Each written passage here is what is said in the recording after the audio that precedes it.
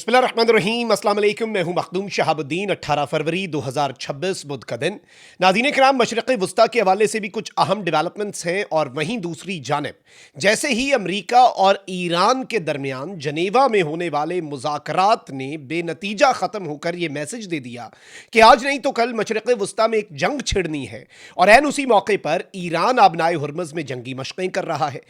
रूस और चीन ईरान की इन जंगी मशकों में ईरान का साथ देने जा रहे हैं।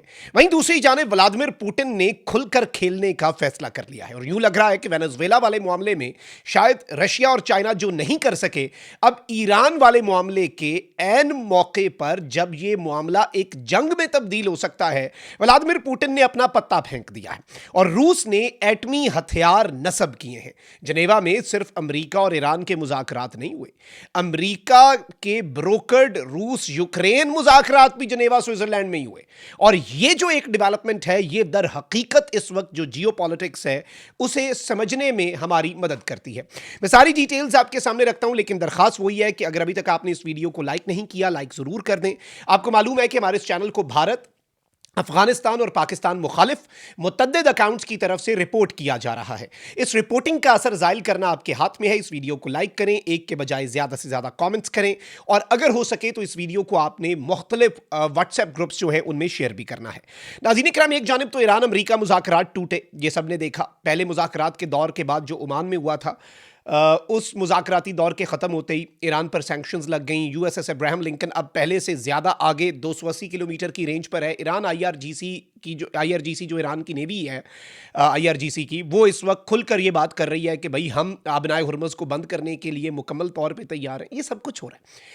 दूसरा दौर जनेवा में हुआ और ओमानी कॉन्सुलेट में हुआ, और ओमान ने ब्रोकर किया। इनडायरेक्ट टॉक्स थी, लेकिन on the other hand Russia और यूक्रेन के दरमियान भी टॉक्स जो हैं, वॉर और पीस के दरमियान जो एक बारीक सी लाइन है। अब इसमें अहम तरीन चीज यह है कि रशिया यूक्रेन पीस टॉक्स का जो पहला दिन था वो भी गुज़श्ता रोज था। ये टॉक्स लंबी चलेंगी। ईरान अमरीका टॉक्स तो कोई ज्यादा आगे फ्रूटफुल होती हुई नजर नहीं आ रही। अलबत्ता यही कहा गया है कि इसमें बुनियादी फ्रेमवर्क पे बात हो गई, ये वो हो गया। अलबत्ता अमरीका एटमी प्रोग्राम तक है, लेकिन अमरीका को इसराइल ने कहा है कि भाई आप जो है ना, वो ये चीज़ ज़हन में रखिएगा कि बैलिस्टिक मिसाइल प्रोग्राम ईरान का ख़त्म करवाएं। ईरान कहता है हमने करना कोई नहीं, बात वहीं पे है, और बस ये मुज़ाकरात की एक मशक होगी, और शायद इस दौरान अमरीका अटैक के लिए मजीद जो अपनी डिप्लॉयमेंट्स है वो करे और टाइम बाय करे। लेकिन वहीं दूसरी जानिब बीबीसी के मुताबिक रशिया और यूक्रेन की पीस टॉक्स जो हुई हैं उनके दौरान क्या हुआ है, हुआ ये नाज़रीन इकराम के रशिया और यूक्रेन दोनों ने ओवरनाइट स्ट्राइक्स जो हैं, दे ट्रेडेड स्ट्राइक्स, यानी रशिया ने भी तुन के स्ट्राइक्स की यूक्रेन के ऊपर और यूक्रेन ने भी तुन के स्ट्राइक्स की रशिया के ऊपर। अल जजीरा ने बड़ी दिलचस्प हेडलाइन दी। वो कहते हैं कि missiles fly as tense, Russia Ukraine peace talks wrap up day 1।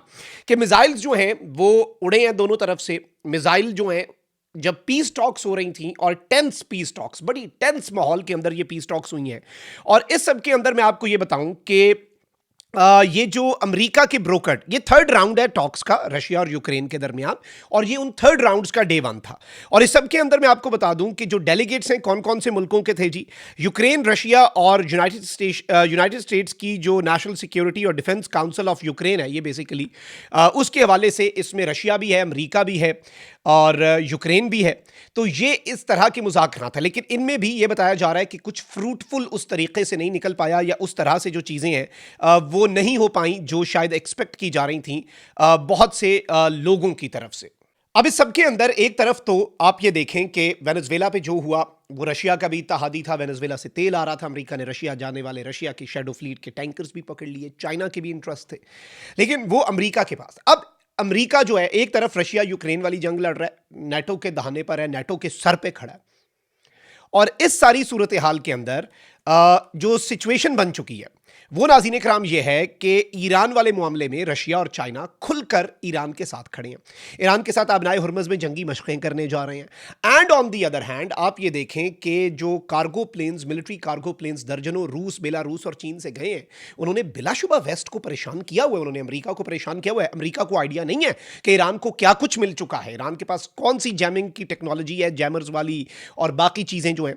इस सब के अंदर अब खबर आ रही है कि रशिया जो है उसने अपने अनस्टॉपेबल न्यूक्लियर मिसाइल्स जो हैं वो डिप्लॉय कर दिए हैं नेटो के बॉर्डर्स के करीब। ये जो मिसाइल हैं ये न्यूक्लियर वॉरहेड ले जा सकते हैं, और ये जो मिसाइल्स हैं ये अनस्टॉपेबल हैं, यानी किसी भी एयर डिफेंस के लिए टू स्टॉप दीज मिसाइल्स ये इम्पॉसिबल होता है।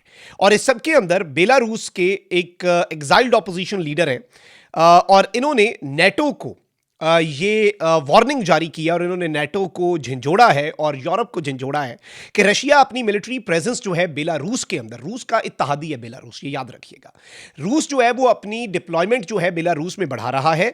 और अब रशियन मिसाइल्स और न्यूक्लियर वेपन्स जो हैं वो नेटो के बॉर्डर्स के करीब रूस मजीद डिप्लॉय करेगा। कहां पर? बेलारूस में। और इस सब के अंदर न्यूक्लियर कैपेबल हाइपरसोनिक ऑर्शनिक इंटरकॉन्टिनेंटल जो IRBMs हैं, वो बेसिकली ये सिस्टम इस वक्त रशिया बेलारूस में तैनात कर चुका है। और 10 ऐसे सिस्टम्स जो हैं जो कि हाइपरसोनिक ऑर्शनिक IRBM जो है, बेसिकली इसके हवाले से ये बात सामने आ रही है कि रशिया ने इसके 10 सिस्टम्स, और ये IRBM होता है इंटरमीडिएट रेंज बैलिस्टिक मिसाइल, और हाइपरसोनिक है तो ऑब्वियसली इसे स्टॉप करना बड़ा मुश्किल है। और इससे पहले मैं आपको यह भी बता दूं कि रशिया ने इस 10 ऐसे सिस्टम्स डिप्लॉय करने से पहले रूस अपने एटमी हथियार नेटो के सर पे, यूरोप के सर पे ले आया है। और रशिया ने इससे पहले टैक्टिकल न्यूक्लियर वेपन्स जो हैं वो बेलारूस में इससे पहले भी डिप्लॉय किए हुए थे, और इससे पहले 2023 में, और उसके बाद से ऐसी कंफर्मेशंस आ चुकी हैं। बेलारूस में दर्जनों रूस के tactical nuclear weapons already deployed हैं, और डिलीवरी सिस्टम उन्हें डिलीवर करने के लिए सिकंदर मिसाइल जो है वो बेलारूस के सॉइल के ऊपर रशियन कंट्रोल में है। और इस वक्त बेलारूस का जो बॉर्डर है वो पोलैंड, लिथुनिया और लेटविया जो है, इन 3 मुल्कों के साथ लगता है। सो बेसिकली नेटो और EU बॉर्डर के इंतहाई करीब रशिया जो है वो आ चुका है। और इससे पहले टैक्टिकल न्यूक्लियर वेपन्स थे, और अब अनस्टॉपेबल न्यूक्लियर मिसाइल्स जो हैं उनके 10 सिस्टम नेटो के सर पे लाकर खड़े कर दिए। डेली मेल रिपोर्ट कर रहा है कि Poland considers developing nuclear weapons with the NATO member warning it is on the border with Ukraine and must be able to defend itself from Russia. NATO पर से जो एतमाद है वो कम होता जा रहा है। और पोलैंड ने क्या कहा है? पोलैंड ने कहा है कि हम तो अपने जाती एटमी हथियार बनाने जा रहे हैं, यानी हम अपने जाती न्यूक्लियर वेपन्स जो हैं वो बनाने की तरफ बढ़ेंगे, और हम एक एटमी नेशन बनना चाहते हैं। इससे पहले जरूरत नहीं पड़ी। यूरोप के अंदर कितने ममालिक हैं, किनके पास वॉरहेड्स हैं? आप पढ़े मुट्ठी भर। अच्छा, इस सब में उन्हें यह था कि भाई नेटो है तो हम attack on one attack on all है, लेकिन अब वो कह रहे हैं कि भाई हम बॉर्डर पे हैं, रशिया हमारे सर के ऊपर लाकर न्यूक्लियर वॉरहेड्स ले आया है, अब हम क्या करें? हम अपने न्यूक्लियर हथियार बनाएंगे। यानी उसने, पोलैंड ने नेटो को और यूरोप को वार्निंग दिया कि भाई हम करने जा रहे हैं, हमारे लिए अपना दिफा है, हम डरे हुए हैं, हम पहले हैं, सबसे पहला बम हमें बजना है, सबसे पहले हमने तबाह होना है। हमें नहीं पता आप लोग दूर बैठे हैं, अब अमेरिका को क्या टेंशन, या फिर दूर बैठे हुए जो तगड़े यूरोपियन नेशंस हैं जो फैसला करते हैं उन्हें क्या टेंशंस। और इस सब के अंदर मैं आपको यह बता दूं कि इस सारे के सारे सिनेरियो में लेट्स सी मामला कहां पर जाता है, but this is something very very very important and this is a game changer.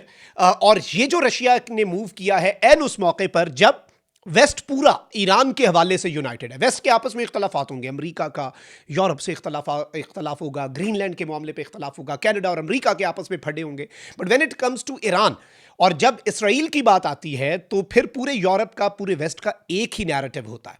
और ये व्लादिमीर पुतिन का जो मूव है, इसने अमेरिका को भी दौड़ें लगवाई हैं कि आप ईरान में कुछ करने जा रहे हैं, यहां पे भी हम कोई एक्टिविटी कर सकते हैं, और यूरोप अपनी एक परेशानी में मुब्तला हो चुका है। इंटरेस्टिंग टाइम्स अहेड, तशवीशनाक टाइम्स जो है वो भी आने जा रहे हैं। हम तो यही दुआ करेंगे अमन हो हर तरफ, मिडिल ईस्ट में, यूरोप में, यूक्रेन में, अमेरिका तक, हर तरफ, चाइना से लेकर हर तरफ अमन होना चाहिए। लेकिन इम्कानात जो हैं वो जंग के और मजीद जंगों के और बड़े कॉन्फ्लिक्ट्स के बढ़ते जा रहे हैं। अपना बहुत ख्याल रखें। अल्लाह निगहबान, पाकिस्तान जिंदाबाद।